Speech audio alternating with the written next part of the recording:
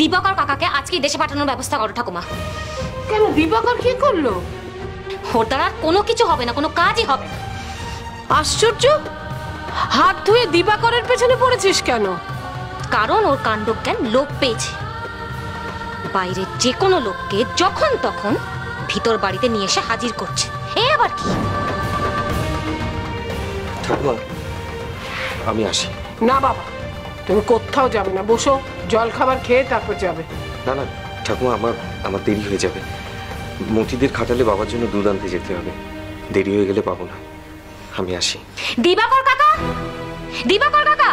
দিবাকরের দিনভর অনেক কাজ আছে, তুই ডাকলেই সে এখানে উপস্থিত হতে পারবে না। আর সুনন্দ তো বাইরের লোক নয়, আমি ওকে ডেকে পাঠিয়েছি, তাই এসেছে। কেন? বারে, আজ তো ভারতীর ফুলসজ্জা, সন্ধ্যেবেলা তো তত্ত্ব নিয়ে যেতে হবে। একা চঞ্চলদা কদিক সামলাবে, সেই কথা বলার জন্যই তো এসেছিলাম আমি। আমি জানি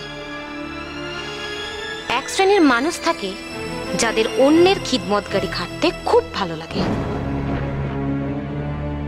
ঘরের খেয়ে বনের মোষ তাড়ায়।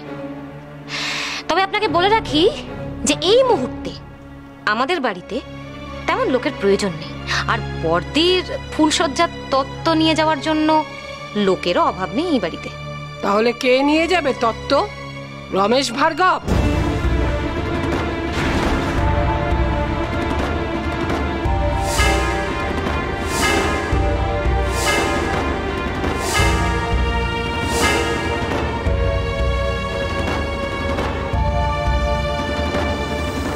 এই রে, যা ভয় পেয়েছিলাম ঠিক তাই।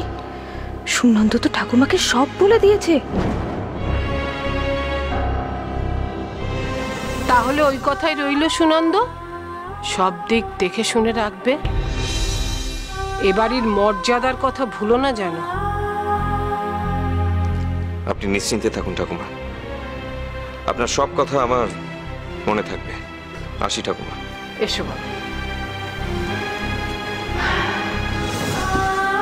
অসহ্য।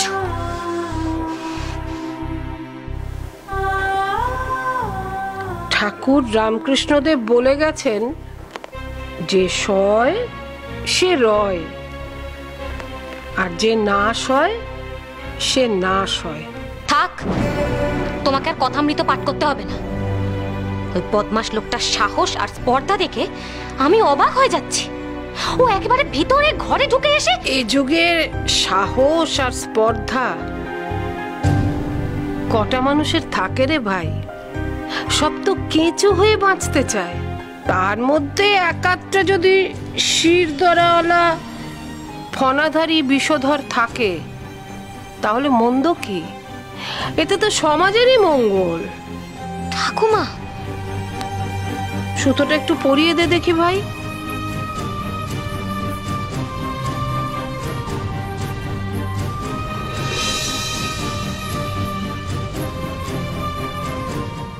আশুতোষ মুখোপাধ্যায়ের যার যেথা ঘর, সোম থেকে শনি সন্ধে 7:30টায় আকাশ আটে।